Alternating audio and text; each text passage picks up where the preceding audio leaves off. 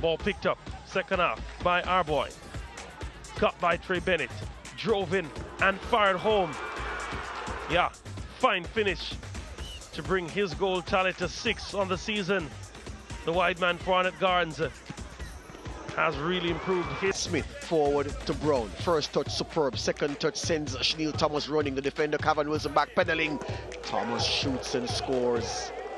That was a sweet one from the young man. Another angle of it. Look at Brown's first touch. Brings the ball under his command. And Chanel Thomas with the fancy footwork, switching from left to right. Getting the shot off beyond David Horton for 1-0. But Brian Brown's forward play strong, and then watch him exchange passes with Jordan Fletcher right here. Takes one touch, takes two touch. The third touch is a strike that the goalkeeper can't save. The big striker who did not put a foot wrong. Perhaps only one miscontrol for the entire game. He was in it from the first minute, highly involved, linking play, holding on to possession, fighting off defenders, holding up the play when necessary. He showed the full repertoire today, Brian Brown. But then Tivoli, Keano Simpson, dragged back for Nelson, ball bobbled, found its way to Fuller, who swept off his second. Tivoli, 2-2 the game at this point, and we hadn't yet played 40 minutes. And we had 4 goals in that first half. Half-time, different story. Different Tivoli emerged. From this corner kick, Owain Gordon. Look at the Tivoli defending. The Tivoli men statues all.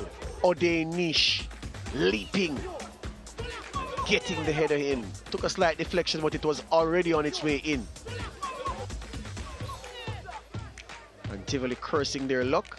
That, and then Devereaux McKenzie taking Harrison's pass, running away from tired Tivoli defenders, faking to pass to Brian Brown right here and just stroking home for 4. Salt, a pound of it rubbed into the Tivoli wounds. McKenzie with a long busting run. And the easiest, the equalizer for Dunbeholden. Sharp play from the striker.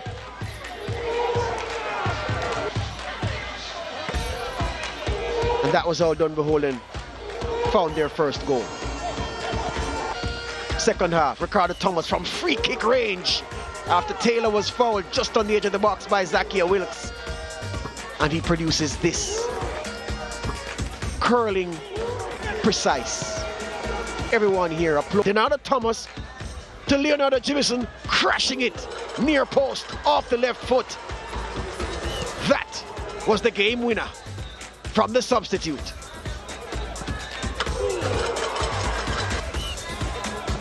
Tommy Smith with a wide. Inside, Bailey shrugged off the challenge of Powell. Back to Campbell. Campbell inside and finding Edwards. That was neat, slick, incisive, decisive, as we said. They penetrated. Deft touch from Campbell into the part of Bailey. Then calmness to find Edwards. And Edwards just passed that one into the top corner. First touch, 4 goals in 4. Can't stop scoring, Edwards. Chance of the Mount Pleasant player, but lovely ball over the top into the part of Nolan.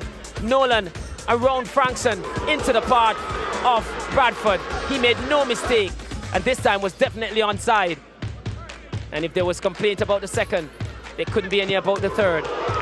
It was again another exquisite move from Mount Pleasant, turning on the styles. Neat. Yeah. From Brown, he would have had several chances in this one. Joel Jones, though, was the one who took the chance inside the box. Wonderful header. Moving away from his marker. Jones registering his first Jamaica Premier League goal. And the difference in this game. 1. And he couldn't convert. Jaheim Thomas sending it out to the right-hand side. Our point's delivery was wonderful for Warner Brown. It really was. Supply chain, the link up, the finish. It was a good Arnett Gardens goal. They went ahead 1-0. Nikolai Fuller finding Justin Dunn. Look at that ball inside the area. Wonderful for Anthony Nelson getting His second goal in 2 games for Tivoli Gardens. Oh, you can watch that pass over and over again, can you? Yep. Nelson with the finish. Tivoli Gardens were back in it, 1-1. Save for him. Should have done better with this shot though from Kimani Arboin. He doesn't want to see that one again. Arboin with his 5th goal of the campaign. 20th career goal for Arnett Gardens. And the Junglists with the lead. And that was a telling strike, a telling moment. Horton nowhere to hide. That was awarded as a penalty, but Bygrave came forward in the second half. Slit this one nicely for Fletcher, and he took the right touch. And yes, that was goal number 2 for him on the afternoon, and goal number 2 for Waterhouse as well, regaining their lead in the second half. Lovely build-up play, lovely passage of play as they passed it and made space for themselves. They just couldn't take those chances, but they did take this. Atkinson sending it across, and Calvin was there to bury it from inside the 6-yard box. Atkinson really worked overtime here and is sending this one across, and there was Calvin pouncing on it and giving that 2-goal cushion to Cavalier, his 4th goal of the campaign, the 21-year-old. But the game turned with that touch from Jimison, with that pass from Jimison, and with that strike from Bygrave. Number 5 on the season for the former Dunbar Holden and Mount Pleasant man. Number 50 on his back. Number 5 for the season. Another look at it, getting by Romario Palma, and that was an easy opening goal for Waterhouse. He made it look easy. They loved it. Who was trying all evening.